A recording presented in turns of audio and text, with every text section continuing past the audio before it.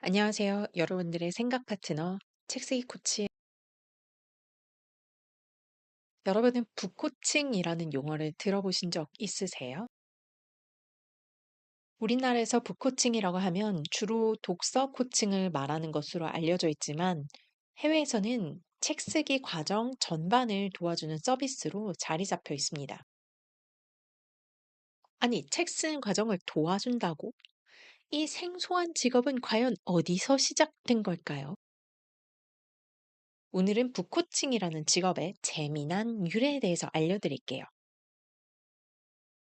다들 위대한 개츠비 잘 아시죠? 영화로도 각색이 돼서 더 유명한 이 작품을 쓴 저자는 스콧 피츠제럴드인데요. 지금은 20세기 초 미국 문학을 대표하는 거장으로 자리 잡았지만 이분도 과거에는 출판사로부터 퇴짜를 맞는 신입 작가 시절이 있었습니다.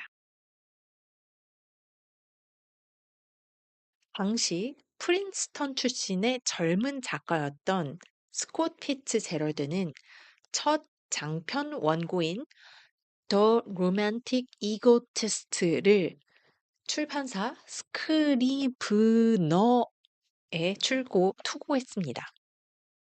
하지만 다수 보수적인 분위기였던 이 출판사에서 모든 심사자들은 이 책은 너무 별로야 라고 하면서 출판에 반대표를 들었죠.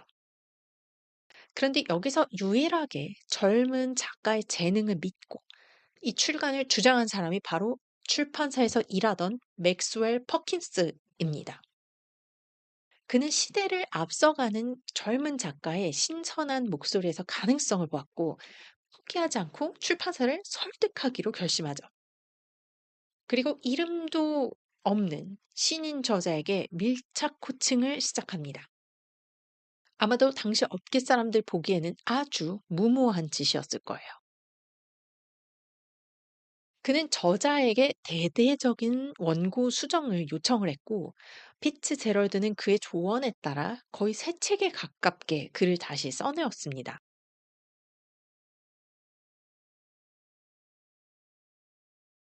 책 제목을 바꿔서 1920년에 출간을 했고 이 책은 상업적 비평적 성공을 거둡니다. 이렇게 그는 반복된 거절 속에서도 작가를 설득하고 지도해서 출간까지 이끌고 가면서 출판사의 신뢰를 얻어내죠. 그 뒤로도 그는 저자에게 밀착 코칭을 해서 스타로 만들어내는 유명한 에디터가 되었습니다. 위대한 개츠비를 쓰던 시기 두 사람은 거의 매주 수십 편에 달하는 편지를 주고받았다고 해요. 허킨스는 나는 너무 상세한 지시는 하지 않겠다라며 작가의 목소리를 강조하면서도 이야기의 중심 테마와 서사 흐름에 대한 핵심 질문을 던졌습니다.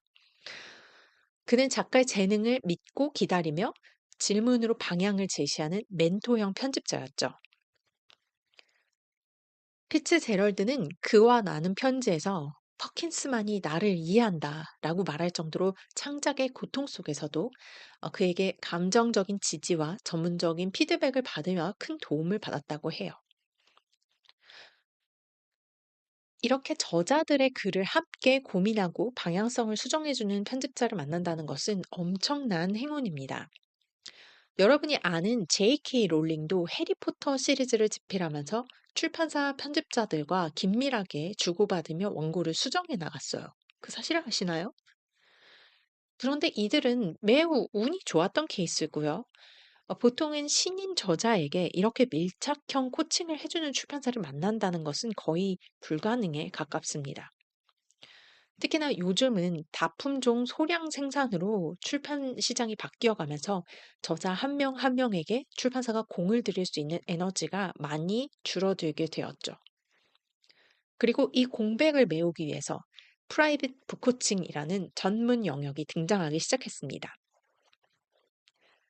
1960년도에서부터 70년대 이 즈음에는 미국에서 작가들이 출판사 밖에서 글쓰기, 퍼블리싱 지도를 구하기 시작했고 1980년대에는 스포츠 코칭이 비즈니스 라이프 코칭으로 확산되면서 작가 코칭도 활성화되기 시작했어요. 그리고 2010년도에 셀프 퍼블리싱 붐이 시작되면서 전문 코칭에 대한 수요가 폭발하게 되었죠. 코칭을 받으면 얻어갈 수 있는 것들은 그럼 무엇이 있을까요?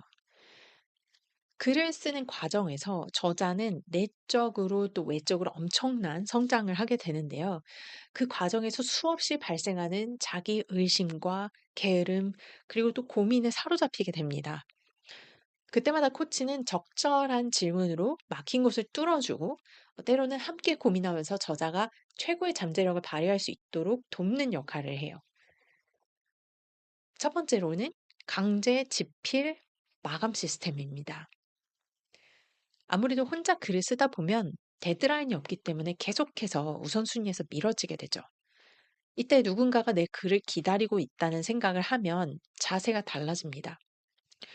무리가 되지 않는 선에서 저자의 집필이 완성될 수 있도록 적절한 일정 관리가 북코칭에서의 핵심이에요. 두 번째, 출판 성공률의 극대화. 많은 분들이 글을 잘 쓰면 투고에 성공할 거라고 생각하지만 출판에 있어서 가장 중요한 것은 출간 계약서입니다. 심지어 대부분의 출판사들은 글을 열어보기도 전에 출간 계획서에서 당락 여부를 판단한다는 사실을 알고 계시나요? 제가 코칭해 드렸던 분들이 여러 출판사에서 러브콜을 받을 수 있었던 것도 바로 탄탄한 기획서에서 비롯되었어요. 계약한 출판사 대표님은 기획서가 정말 잘 다듬어져 있어서 눈에 띄었다라고 얘기를 해주셨으니까요. 마지막으로 가장 중요한 것, 심리적 지지 및 코칭입니다. 집필이라고 하는 건 굉장히 외로운 싸움이에요. 저자는 내가 이걸 왜 쓰고 있지?